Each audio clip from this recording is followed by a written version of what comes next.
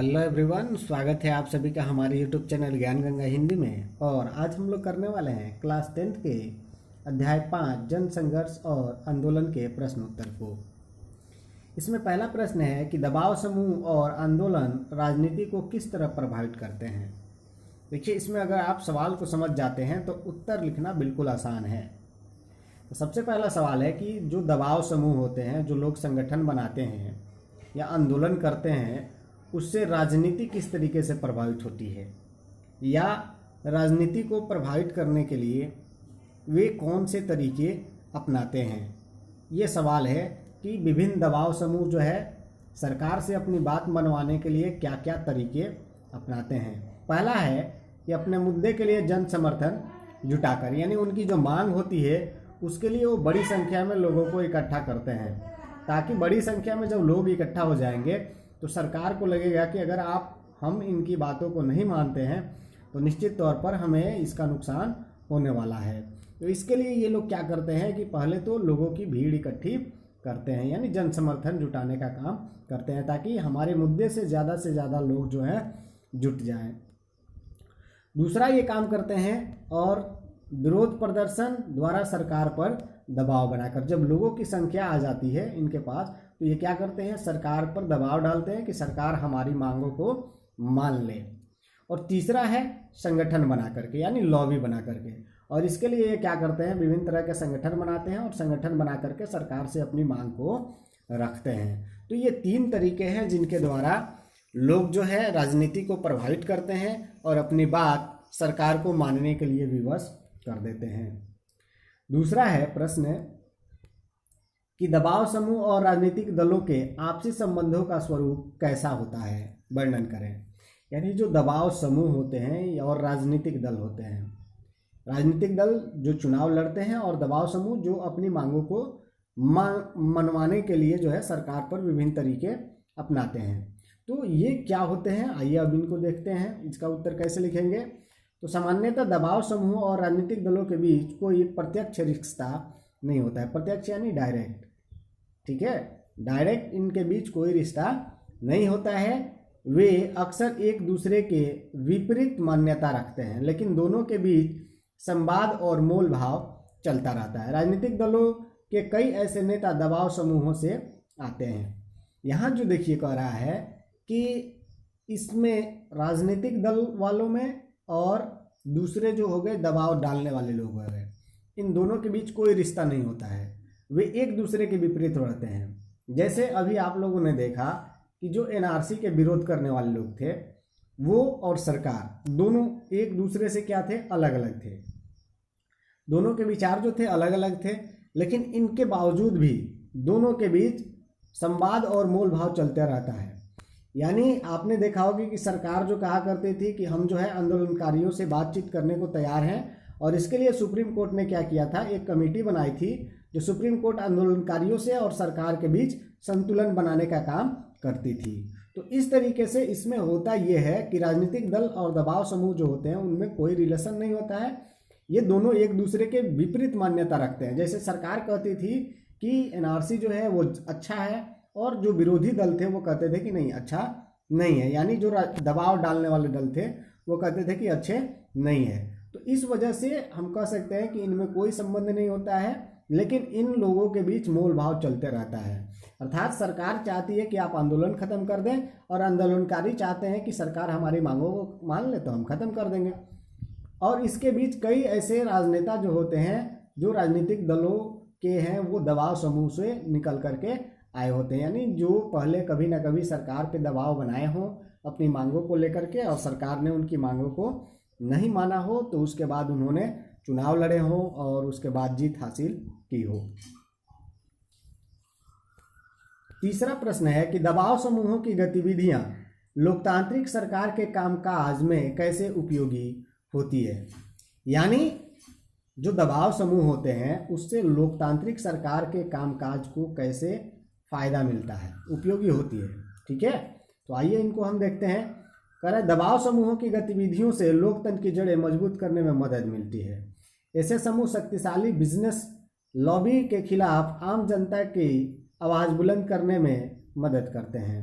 कई बार दबाव समूहों का क्रियाकलाप विध्वंसकारी लगता है, लेकिन क्रियाकलाप से शक्तिशाली शासक वर्ग और व्यावसायिक वर्ग और शक्तिहीन आम नागरिकों के बीच संतुलन बनाने में मदद मिलती है। जैसा कि हम लोगों ने लास्ट वीडियो में देखा कि किस तरीके से लोकतंत्र को शुरू में हम देखते हैं तो उसमें लगता है कि जनसंघर्ष जो है वो नुकसान पहुंचाता है, लेकिन वास्तव में ऐसा नहीं है। अगर आपने इस वीडियो को नहीं देखा है तो आप जाकर के इस वीडियो को देख सकते हैं हमारे प्लेलिस्ट से। तो यहाँ वही चीज़ दिया है कि लोकतंत्र जो है उसकी जड़ मजबूत करने में दबाव समूह की महत्वपूर्ण भूमिका रही है, क्योंकि ऐसे समूह जो है क्या करते हैं, सरकार पे दबाव डालते हैं। और यही कारण है कि सरकार जो है जितने बिजनेसमैन होते हैं यानी शक्तिशाली व्यापारी वर्ग हैं उनकी बातों को ना मान करके सरकार जो है आम नागरिकों के बीच बातों को भी मानती है। अगर आम नागरिकों की बातों को नहीं मानती है तो लोग जो है सरकार के खिलाफ आंदोलन करते हैं और उसका प्रभाव ये होता है कि आम नागरिकों के मदद के लिए भी सरकार को आगे आना पड़ता है। तो ये हो जाएगा। नेक्स्ट सवाल है कि दबाव समूह क्या है, कुछ उदाहरण बताइए। अब इसके लिए भी एक अलग वीडियो था, सेपरेट वीडियो था प्रेशर ग्रुप, उसको आप देख सकते हैं, उत्तर लिखेंगे। वैसे संगठन जो सरकार की नीतियों को प्रभावित करते हैं उन्हें हम दबाव समूह कहते हैं। एक दबाव समूह किसी राजनीतिक दल से भिन्न होता है क्योंकि यह जनता के लिए जवाबदेह नहीं होता है। दबाव समूह की शासन में कोई भागीदारी नहीं होती है।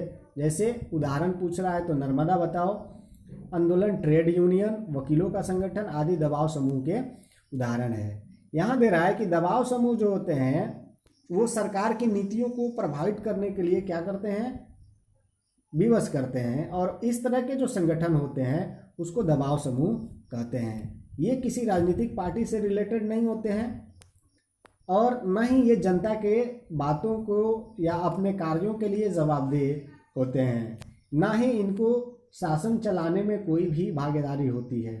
जैसे नर्मदा बचाओ आंदोलन जो था, नर्मदा नदी पर बन रहे बांध को लेकर के जो गांव डूब रहे थे उनको लेकर के ये आंदोलन चला था।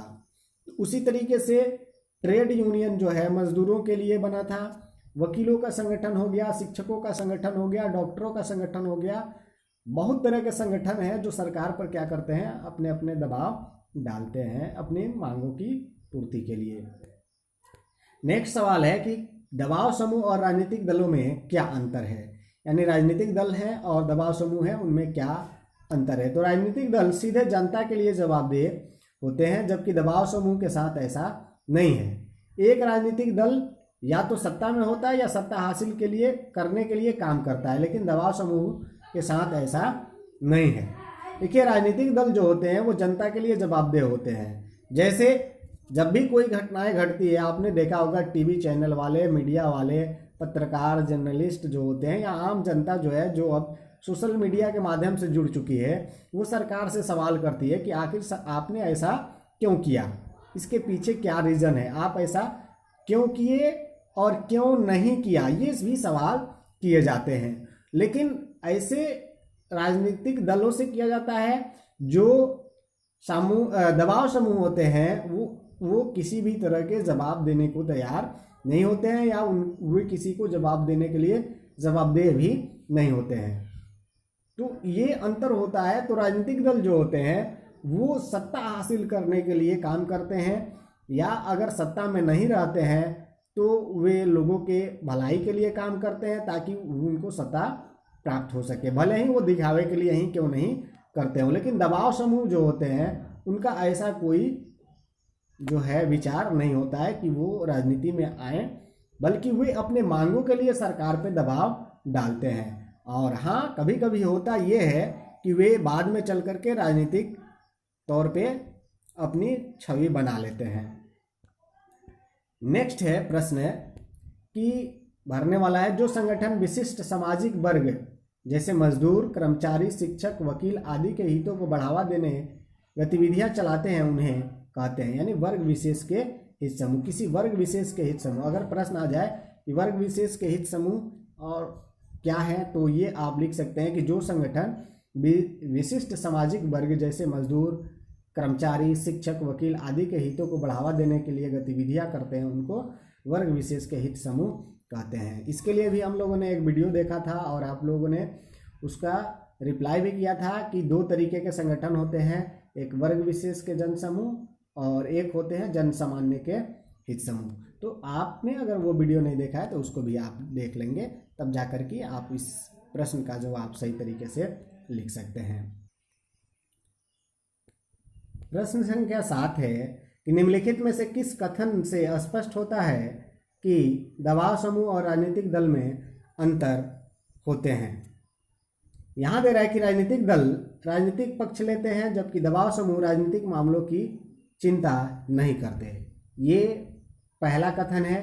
दूसरा कथन है यहाँ से कि दबाव समूह कुछ लोगों तक ही सीमित होते हैं जबकि राजनीतिक दल का दायरा लोगों तक फैला होता है। ये दूसरा कथन है। और तीसरा कथन है कि दबाव समूह सत्ता में नहीं आना चाहते जबकि राजनीतिक दल सत्ता हासिल करना चाहते हैं। और चौथा है कि दबाव समूह लोगों की लामबंदी नहीं करते जबकि राजनीतिक दल करते हैं। तो यहाँ आप देख सकते हैं कि इसमें से कह रहा है कि दबाव समूह और राजनीतिक दल में अंतर को कौन बतलाता है। तो इसमें आपका सही आंसर हो जाएगा कि दबाव समूह सत्ता में नहीं आना चाहते जबकि राजनीतिक दल सत्ता में आना चाहते हैं। तो ये वाला आंसर सही है, आप इसको नोट कर लेंगे। यानी दबाव समूह सत्ता में आना चाहते हैं जबकि राजनीतिक दल सत्ता में नहीं आना चाहते, यानी सी ऑप्शन जो है सही है। नेक्स्ट है 8वां। कह रहा है कि सूची 1 का सूची 2 से मिलान कीजिए। सूची 1 इधर है और सूची 2 इधर है। जैसे यहाँ दिया है पहला कि किसी विशेष तबके या समूह के हित को बढ़ावा देने वाले संगठन, तो इस तरीके के अभी हम लोगों ने देखा इस तरह के जो संगठन होते हैं उनको वर्ग विशेष के हित समूह वाले संगठन में रखा जाता है। तो इसका मिलान पहला का हो जाएगा सी से। दूसरा है कि जन सामान्य के हितों को बढ़ावा देने वाले संगठन, तो जन सामान्य के हितों को बढ़ावा देने वाले जो संगठन होते हैं जो सभी के लिए होते हैं तो उनको हम रखते हैं लोक कल्याणकारी हित समूह, यानी इसको हम लोग दूसरे तरीके के हित समूह में रखते हैं। और तीसरा है कि किसी सामाजिक समस्या के समाधान के लिए चलाया गया एक ऐसा संघर्ष जिसमें संगठनिक संरचना भी हो सकती है और भी नहीं, इनको हम मिलाएंगे आंदोलन से। यानी आंदोलन करने वाले जो लोग होते हैं उनके बीच जो है संगठन हो सकता है या नहीं भी हो सकता है, उसके समर्थन में लोग हो भी सकते हैं, बहुत से लोग नहीं भी हो सकते हैं। तो इसका मिलान हो जाएगा आंदोलन से, यानी तीसरा का हो जाएगा सही आंसर ए। चौथा है ऐसे संगठन जो राजनीतिक सत्ता पाने की गरज से लोगों को लामबंद करता है, यानी जो कुर्सी प्राप्त करने के लिए यानी शासन में आने के लिए लोगों को एकजुट करता है, उस तरह के संगठन को क्या बोलते हैं? राजनीतिक दल। राजनीतिक दल जो होते हैं उनका एकमात्र उद्देश्य होता है और वो होता है सत्ता प्राप्त करना। तो चौथा का सही आंसर हो जाएगा बी। एक और है प्रश्न संख्या 9। इसमें कह रहा है कि सूची 1 और सूची 2 का मिलान कीजिए। इसमें सूची 1 और सूची 2 यहाँ दिया है जिसमें दबाव समूह। अब यहाँ जो है विभिन्न तरह के समूह दिए गए हैं, उनको उससे मिलान करना है। जैसे दबाव समूह जो होते हैं वो क्या होते हैं? एक खाद्य विक्रेताओं के संघ हो सकते हैं, यानी खाद्य बेचने वाले लोग जो हैं वो अपना एक समूह बना सकते हैं और वे क्या कर सकते हैं? सरकार पे दबाव बना सकते हैं। दूसरा है लंबी अवधि का आंदोलन। तो लंबी अवधि के आंदोलन जो चले थे वो महिलाओं के आंदोलन चले थे। महिलाओं ने अपने अधिकारों के मांगों के लिए एक लंबा आंदोलन किया, इसलिए इसको हम मिलान कर देंगे महिला आंदोलन से। तीसरा है एक मुद्दे पर आधारित आंदोलन, यानी केवल एक मुद्दा रहा उसका, इसके अलावा बाकी मुद्दों पर वो नहीं गए, तो इसको हम मिलान कर देंगे नर्मदा बचाओ आंदोलन।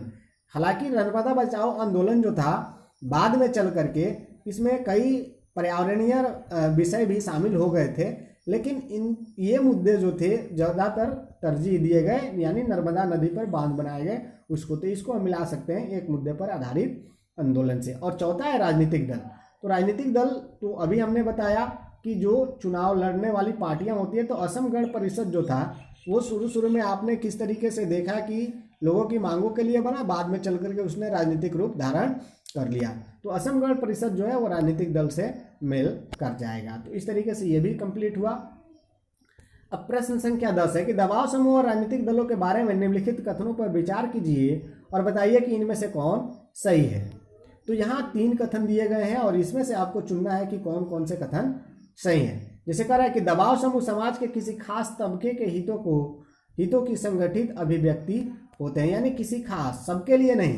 दबाव समूह जो होते हैं वो अपनी मांगों के लिए क्या करते हैं, सरकार पर प्रेशर बनाते हैं। तो निश्चित तौर पर ये कथन सही है। दूसरा है कि दबाव समूह राजनीतिक मुद्दों पर कोई न कोई पक्ष लेते हैं। तो निश्चित तौर पर ये गलत है, क्योंकि राजनीतिक दल से इनका कोई भी प्रत्यक्ष संबंध नहीं होता है, इसलिए ये गलत है। और दूसरा है कि सभी दबाव समूह राजनीतिक दल होते हैं। सॉरी, ये गलत है, ये सही है, क्योंकि दबाव समूह राजनीतिक मुद्दों पर कोई ना कोई पक्ष लेते हैं, यानी वो किसी ना किसी मुद्दे पर जो है वो राजनीति से संपर्क रखते हैं, या राजनीति करने वाले लोग जो होते हैं खुद उनसे आकर के संपर्क कर लेते हैं। तो इस तरीके से दूसरा सही होगा। और दबाव समूह, या ये सी वाला जो है कि सभी दबाव समूह राजनीतिक दल होते हैं, ये गलत हो जाएगा, क्योंकि सब जो है राजनीतिक दल नहीं होते हैं। हाँ, बाद में चल कर कुछ राजनीतिक दल का रूप ले लेते हैं। तो ये प्रश्न भी कंप्लीट हो गया, यानी इसका सही आंसर हो जाएगा ए और बी। 11 नंबर सवाल जो है बहुत बड़ा है। कह रहा है कि मेवात हरियाणा का सबसे पिछड़ा इलाका है। यहाँ गुड़गांव और फरीदाबाद जिले का हिस्सा हुआ करता था। मेवात लोगों को लगा कि इस इलाके को अलग हिस्सा और जिला बना दिया जाए तो इस इलाके पर ज़्यादा ध्यान दिया जाएगा, लेकिन राजनीतिक दल इस बात में कोई रुचि नहीं ले रहे थे। सन 1996 में Mewat education and social organization तथा मेवात साक्षरता समिति ने अलग जिला बनाने की मांग उठाई। सन 2000 में मेवात विकास सभा की स्थापना हुई। इसने एक के बाद एक कई जन जागरण अभियान चलाए। इससे बाध्य होकर बड़े दलों यानी कांग्रेस और इंडियन नेशनल लोकदल को, जो वहाँ की क्षेत्रीय पार्टी है, इस मुद्दे पर अपना समर्थन देना पड़ा। उन्होंने फरवरी 2005 में होने वाले विधानसभा के चुनाव से पहले ही कह दिया कि नया जिला बना दिया जाएगा। नया जिला सन 2005 की जुलाई में बना। इस उदाहरण से आपको आंदोलन, राजनीतिक दल और सरकार के बीच क्या रिश्ता नजर आता है? क्या आपको कोई ऐसा उदाहरण दे सकते हैं जो इससे अलग रिश्ता बताता हो? यानी कहा गया कि यहाँ जो आंदोलन हुए उसके परिणाम स्वरूप सरकार को अपना ध्यान उधर देना पड़ा और कई राजनीतिक दल जो है इसके पक्ष में भी आए। और जब चुनाव होने वाले थे उस टाइम पर कहा गया कि अगर हमारी सरकार आती है तो इसको जिला बना दिया जाएगा, और ऐसा हुआ भी। तो यहाँ कह रहा है कि क्या आपको इसमें कोई अन्य चीज़ें या कोई अन्य रिलेशन नज़र आता है? तो उत्तर लिखेंगे, इस उदाहरण में आंदोलन द्वारा राजनीतिक दलों और सरकार पर दबाव बनाने की कोशिश की गई, चाहे वो एजुकेशनल एंड सोशल ऑर्गेनाइजेशन के द्वारा हो या मेवात साक्षरता समिति के द्वारा हो। इसके द्वारा क्या किया गया? सरकार पर दबाव बनाने की कोशिश की गई। आंदोलन के परिणाम स्वरूप राजनीतिक दल एक विशेष मांग मानने के वादा करते हैं। सरकार के गठन के बाद उस मांग को मान लिया जाता है। यानी ये कहते हैं कि अगर हम सरकार में आ जाएंगे तो हम इसको जो है जिला बना देंगे, और ऐसा होता भी है।